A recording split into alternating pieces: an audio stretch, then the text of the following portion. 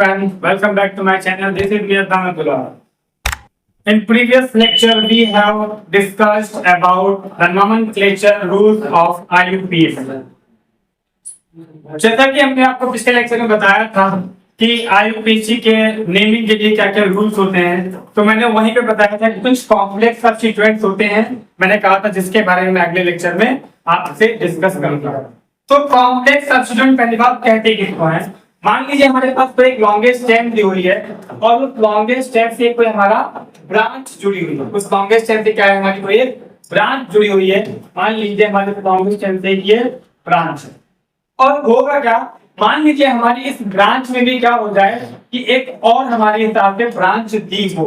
ठीक है, हमारी इस ब्रांच में भी क्या हो जाए, कोई एक इस तरह से ब्रांच दी हो, तो इस तरह के सब्स्टिट्यूएंट्स को हम लोग बोलते हैं कॉम्प्लेक्स सब्स्टिट्यूएंट। अब क्या करेंगे, अब इसमें हम लोग लॉन्गेस्ट चेन भी देखेंगे और दूसरी बात, अगर हम लॉन्गेस्ट चेन की नंबरिंग करेंगे तो वो इस कार्बन से ही करेंगे, क्योंकि जो डायरेक्टली हमें इसी कार्बन से देखना है कि लॉन्गेस्ट चेन कहां पे जा रही है। अगर ये कार्बन इसमें नहीं आएगा तो हम उसको भी लॉन्गेस्ट चेन कंसीडर नहीं करेंगे, जैसे कि हम आगे आपको एग्जांपल में बताएंगे।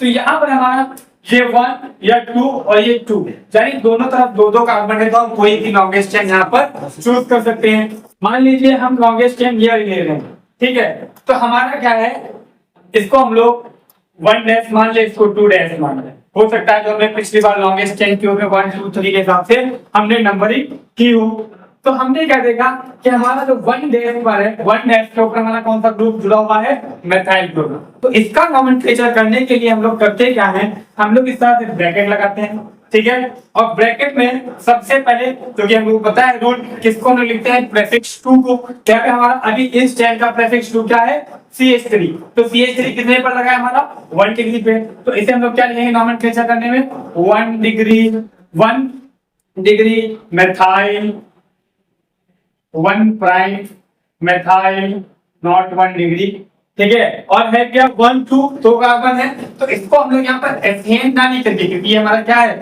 हमने अभी बताया ये हमारा सब्स्टिट्यूएंट है। हमारा क्या है, ये हमारा है सब्स्टिट्यूएंट। तो सब्स्टिट्यूएंट या ब्रांच में हम लोग इसको एथेन ना लिख करके, हम लोग अगर ब्रांच में है तो इसको हम लिखते हैं एथाइल। इसका नाम क्या हो जाएगा, 1 मेथाइल एथाइल। वैसे ही हम लोग कुछ और एग्जांपल देखते हैं।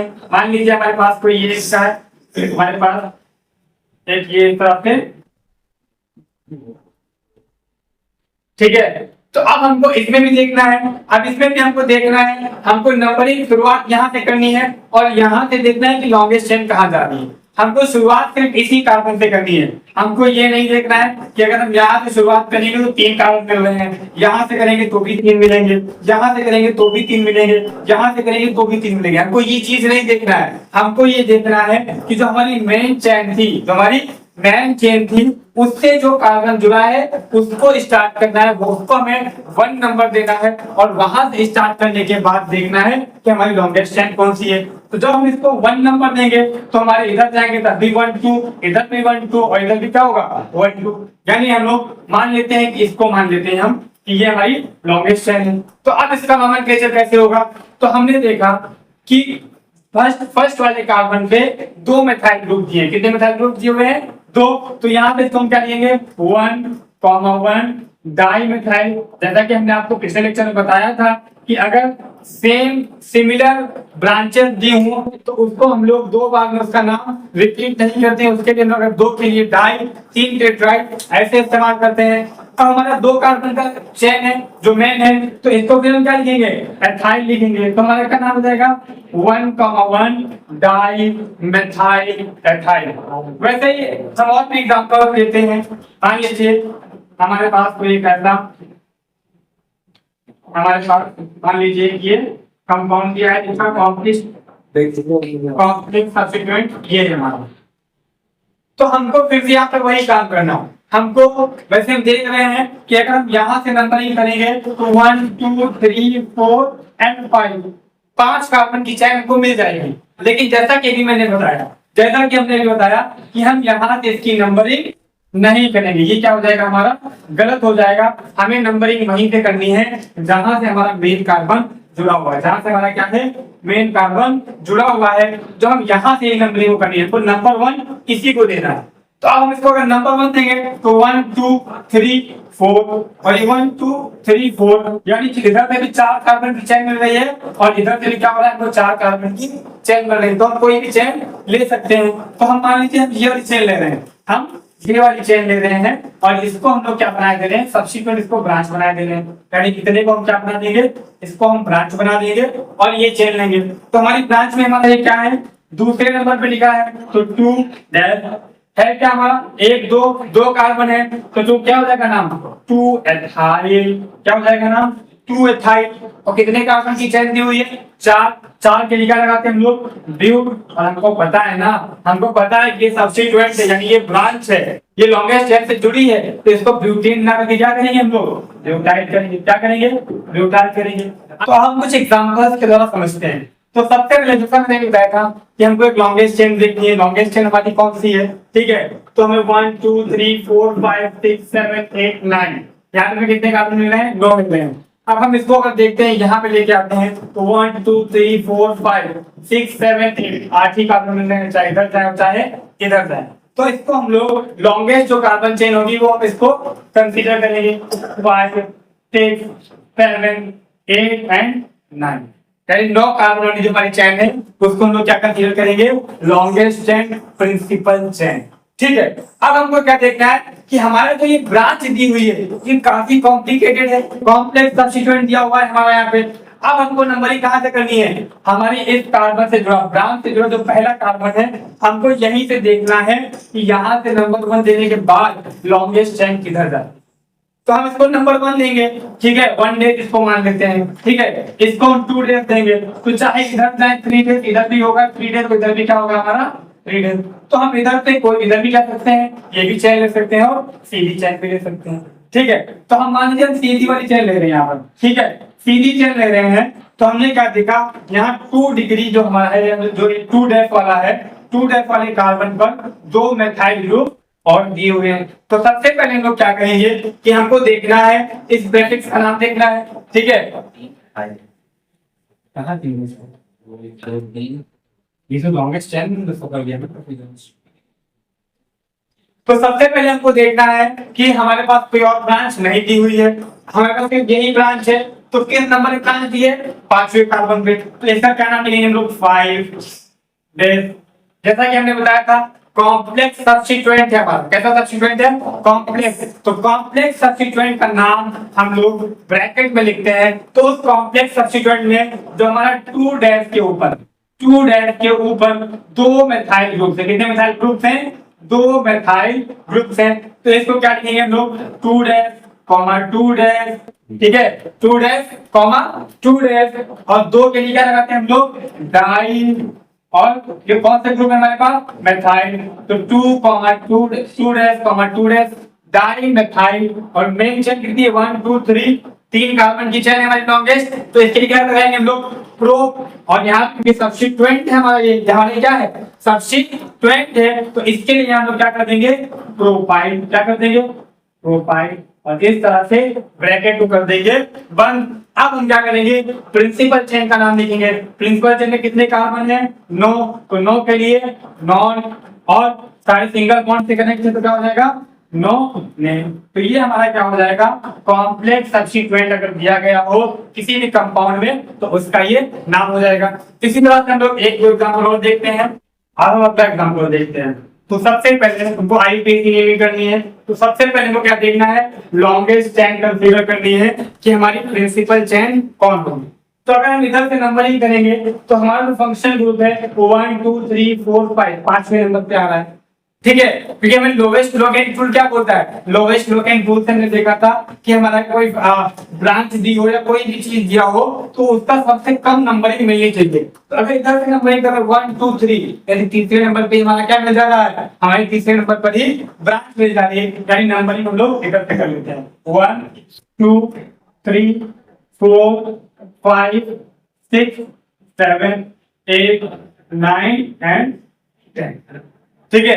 क्योंकि हमें छठे नंबर पे क्या है, हमारा एक ग्रुप है, हमारी ब्रांचेस जुड़ी हो, तीसरे नंबर पर हमारी 2 ब्रांचेस लगी हुई हैं।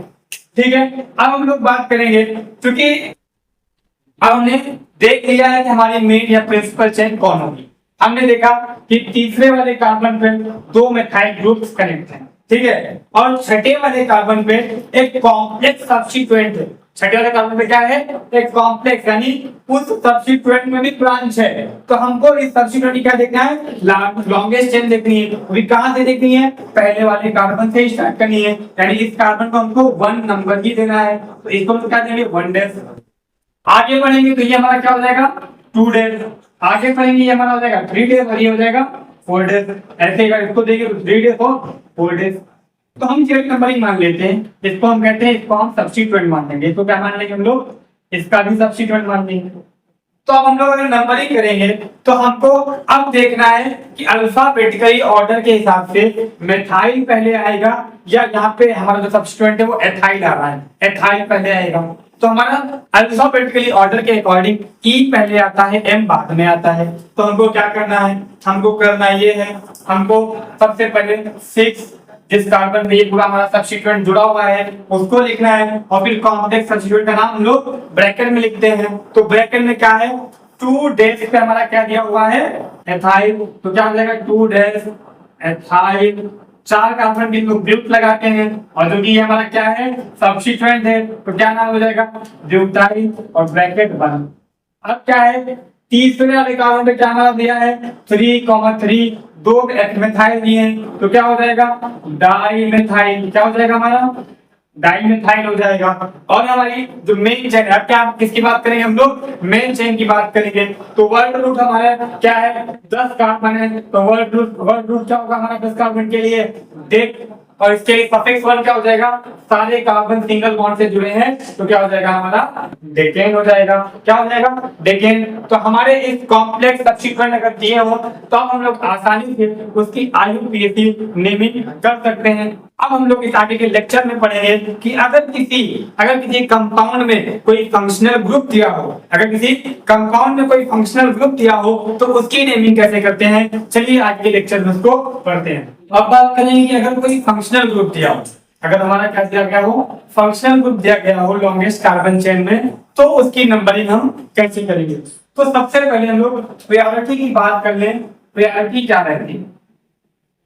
क्योंकि हमको रूल पता है, रूल में हम लोग क्या करते हैं? सबसे पहले प्रीफिक्स 2 पर हम लिखते हैं कि प्रीफिक्स 1, फिर वर्ड रूट, फिर सफिक्स 1, फिर सफिक्स 2।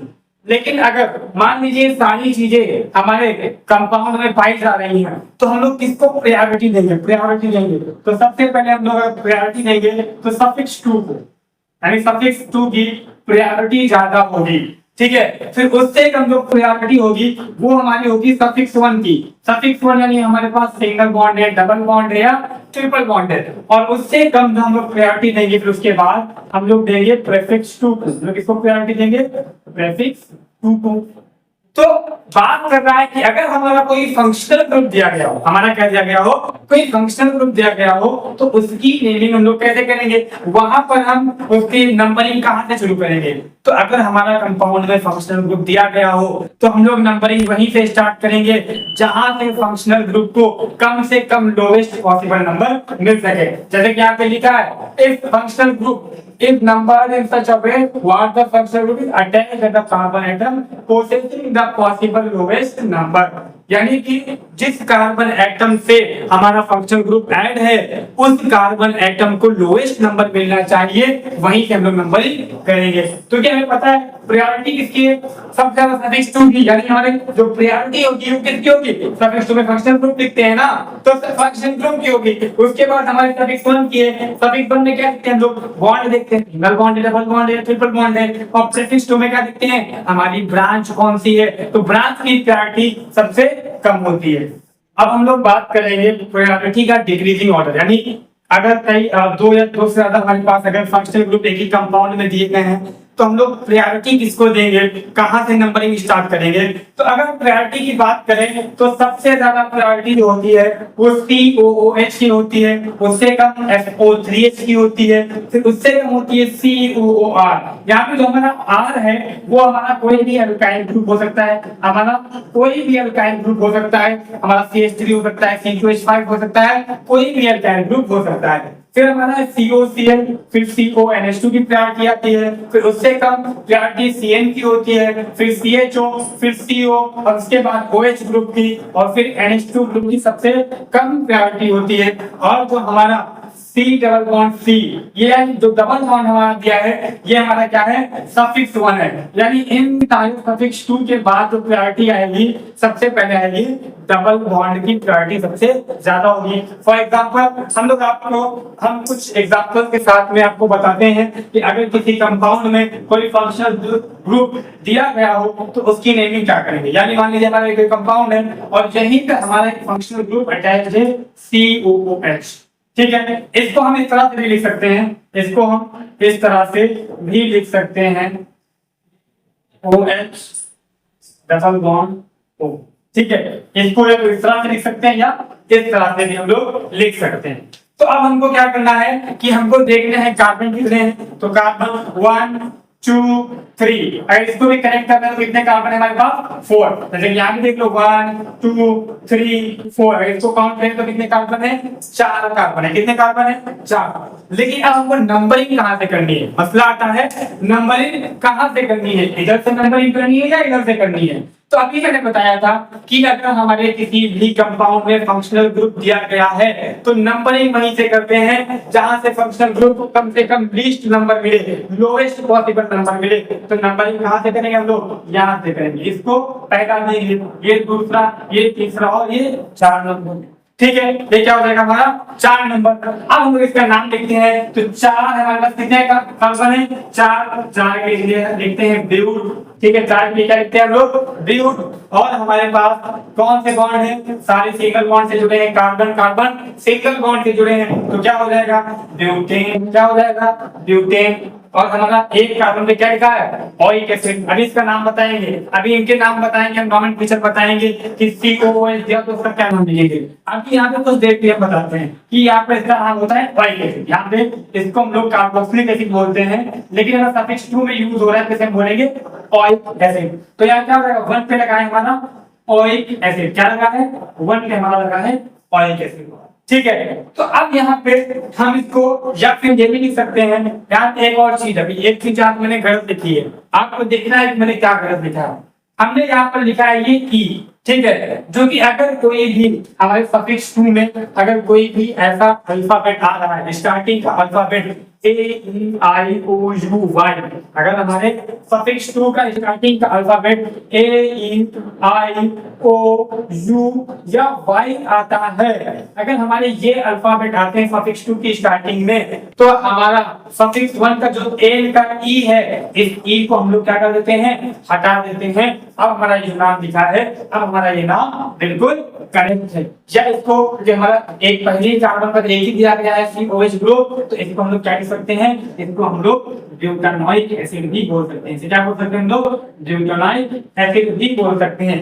अब हम आपको कुछ फंक्शनल ग्रुप्स के बारे में दिखाएंगे, उनकी आपको सारी के बारे में बताएंगे कि कौन सा फंक्शनल ग्रुप है, उसका सिंबल क्या है, उसको कैसे लिखते हैं, उसका नाम अगर प्रीफिक्स में है तो क्या लिखेंगे, अगर सफिक्स के यूज कर रहे हैं तो उसका नाम क्या लिखेंगे, उसका स्ट्रक्चर कैसा होता है, ये हम आपको अपने आगे के लेक्चर में बताएंगे।